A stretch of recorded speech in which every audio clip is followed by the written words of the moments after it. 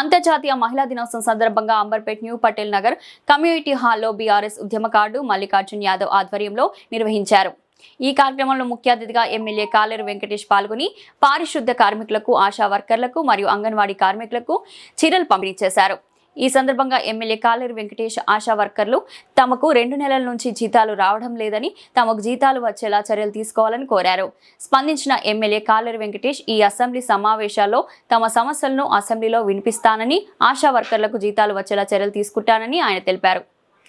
ఈ సందర్భంగా ఎమ్మెల్యే కాలేరు సృష్టికి మూలం మహిళ లేనిదే మనుగడ లేదని, ఈనాడు మహిళలు అన్ని రంగాల్లో పురుషులతో సమానంగా ధీటుగా పనిచేస్తున్నారని, అందుకు నిదర్శనంగా ఈరోజు పారిశుద్ధ కార్మికులకు, ఆశా వర్కర్లకు శాల్వలతో సన్మానించడం, వారికి చీరలు పంపిణీ చేయడం సంతోషకరమని వారు తెలిపారు.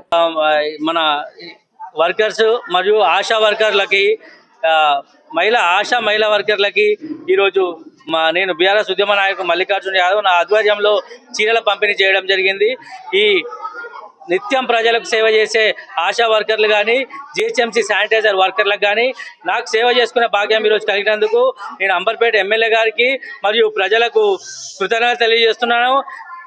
ఇదే విధంగా మహిళలను గౌరవించుకుంటూ నిత్యం ఏదైతే ప్రజలకు సేవ చేసే జిహెచ్ఎంసీ వర్కర్లకు కానీ, ఆశా వర్కర్లకు కానీ ప్రజలు రుణపడి ఉంటారు.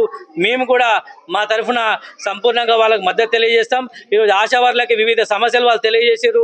వాళ్ళకి జీతాలు తక్కువని, వాళ్ళకి ఈఎస్ఐ పిఎఫ్ లేవని, లేదంటే రిటైర్మెంట్ బెనిఫిట్స్ లేవని, ఇవన్నీ సమస్యలను కూడా మా ఎమ్మెల్యే గౌరవనీయులు కాలేరు వెంకటేష్ గారు అసెంబ్లీలో రాబోయే సమావేశాల్లో లేవనెత్తా అని చెప్పారు.